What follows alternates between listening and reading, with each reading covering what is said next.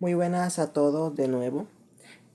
Aquí regreso yo de nuevo en otro video para el canal después de haber subido un documental en dos partes sobre la campaña de Egipto de Napoleón Bonaparte. Básicamente lo subí porque para los que sentían curiosidad por conocer cómo fue la aventura de Napoleón en Egipto, pues ahí mismo les dejaba yo ahí mismo un documental dividido en dos partes para que vieran completa cómo fue la aventura de Napoleón en Egipto, que para mi opinión fue un desastre, la verdad. Pero bueno, siguiendo con la cosa, hoy vuelvo con otro tema para el canal de historia y es sobre evaluar básicamente la caída del primer imperio francés de Napoleón Bonaparte, el cual ya le hice un video dedicado a Napoleón en el canal que fue el primero que subí.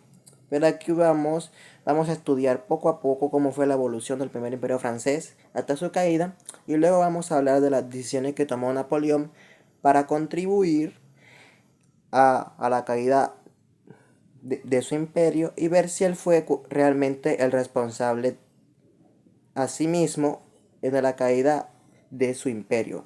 Así que vamos a hacer primero como un recordatorio de la historia del primer imperio francés.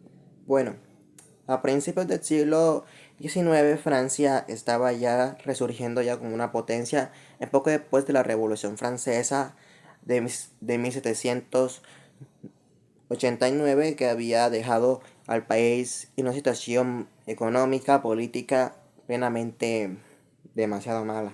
Y pues que surgió un pequeño cabo llegado de una expedición de Egipto a Francia que dio un golpe de estado en que se conoció como el golpe de estado del 18 de Brumario de 1799, donde un joven llamado Napoleón Bonaparte derrocó al gobierno del directorio y se declaró a sí mismo cónsul de la República Francesa, instaurando una serie de políticas y reformas en Francia que dieron su alce al país y que lo llevó a posicionarse poco a poco como una potencia emergente en Europa a principios de los 1800.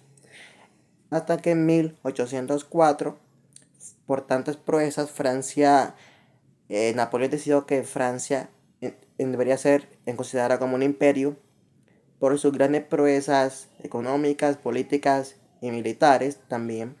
Así que el 2 de diciembre de 1804, él fue coronado él mismo como emperador por el propio Papa Pío VII de Roma. En poco después de su coronación, las demás potencias europeas no se iban a quedar de brazos cruzados viendo como Napoleón seguía creciendo en el panorama internacional junto con las ideas de libertad, igualdad y fraternidad, hasta que a principios de 1805 se formó la Tercera Coalición, formada por el Reino Unido de Gran Bretaña e Irlanda, el Imperio Austriaco, el Imperio Ruso y Suecia, quienes, quienes se dedicaron a destruir a Napoleón y a la Francia napoleónica. Los rusos y los austriacos movilizaron sus ejércitos en el territorio continental, mientras que los británicos se dedicaron a bloquear a Napoleón por mar.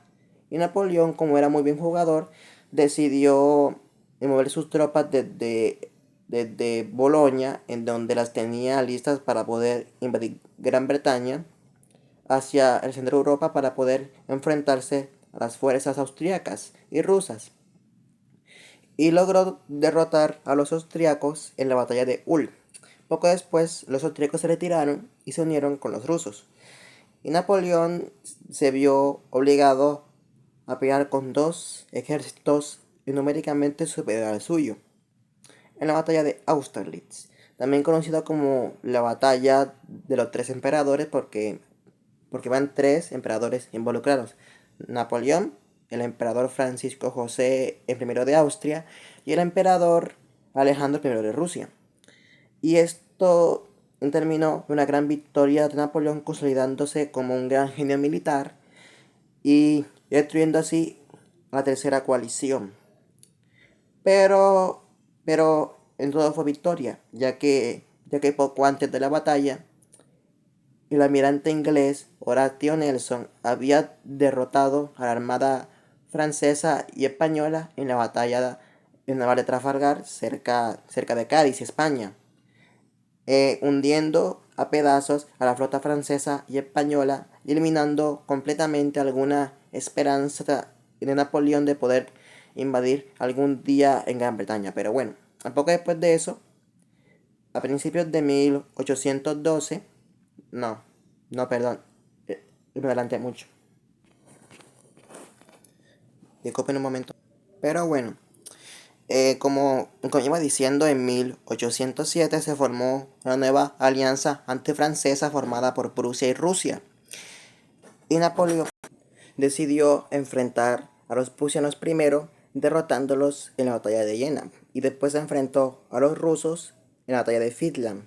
Después de eso, Napoleón consiguió que el emperador ruso Alejandro se uniera a él en un bloqueo continental para poder bloquear a los británicos, haciendo que ningún país de Europa comerciara con Gran Bretaña. Y Rusia tuvo que aceptar. Y poco después, en 1808, Napoleón decidió invadir a Portugal, el fiel aliado de Gran Bretaña. Y para eso necesitaba pasar por España, así que le pidió permiso al rey de España, Fernando VII, para poder pasar, a lo que éste aceptó. Y las tropas francesas llegaron hasta Portugal y lo conquistaron. Poco después, los franceses comenzaron como a ocupar las grandes ciudades españolas, tales como Madrid, Barcelona, Valencia, Cádiz y muchas otras. Y poco después, Napoleón decidió invadir España, derrocando al rey Fernando VII y poniendo en el trono de España a su hermano, el rey José.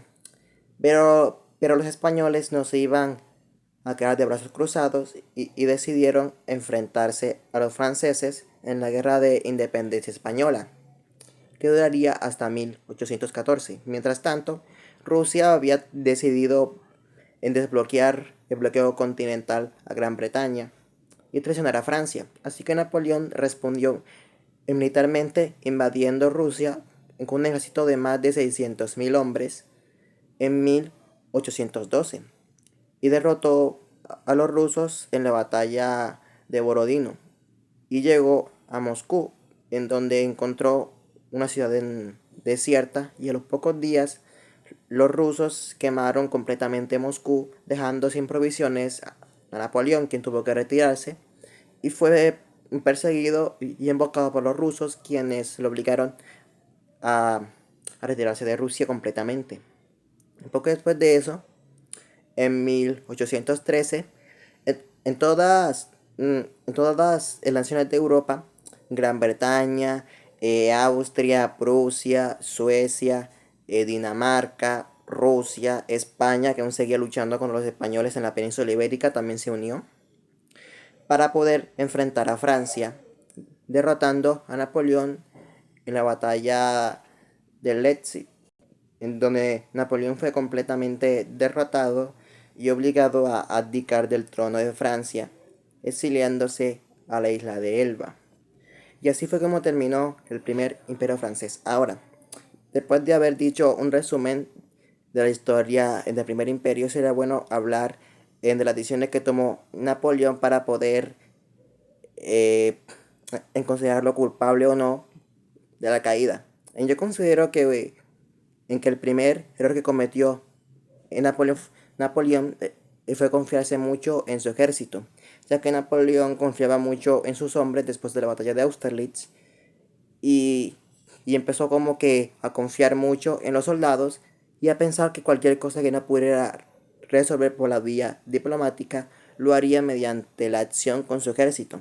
Así que creo que ese fue su primer error. Al confiarse mucho en su ejército, pensó que los soldados le eran completamente leales y que estaban dispuestos a hacer por él cualquier cosa, lo cual le brindó una confianza ciega que terminó en un gran desastre en la campaña de Rusia. Y también considero que también cometió otro error, que fue subestimar mucho al ejército ruso durante la campaña de Rusia, ya que él prácticamente pensaba que los rusos se iban a rendir así de fácil como lo habían hecho con los prusianos o los austriacos. Así que pensó que sería una victoria fácil de unos meses, pero que terminó en un gran desastre con la muerte de más de 400.000 hombres franceses y en un gran desastre para el imperio francés. Además, él también cometió algunos errores más, que fue invadir España. ¿Por qué? Porque eh, a principios del siglo XIX, España ella era vista ya como un imperio en decadencia sin casi poderse sostener mucho. Así que Napoleón pensó que esa debilidad era la oportunidad perfecta para poder invadir España y conquistarlo también junto con sus posiciones en América.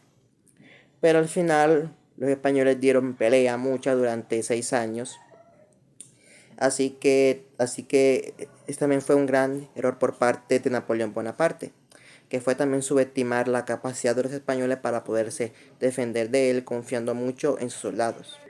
Y también para finalizar, otro gran error que cometió fue regresar del exilio en 1815, ya que después de su abdicación regresó a Francia como emperador, pero luego fue derrotado por la séptima coalición con los prusianos y los ingleses en la batalla de Austerlitz. Digo, perdón, en la batalla de Waterloo. Así que también creo que ese fue un gran error porque al saber que ya no era el mismo genio militar de antes y que se encontraba ya con toda Europa sobre él, pues considero que no fue una muy buena decisión regresar a Francia.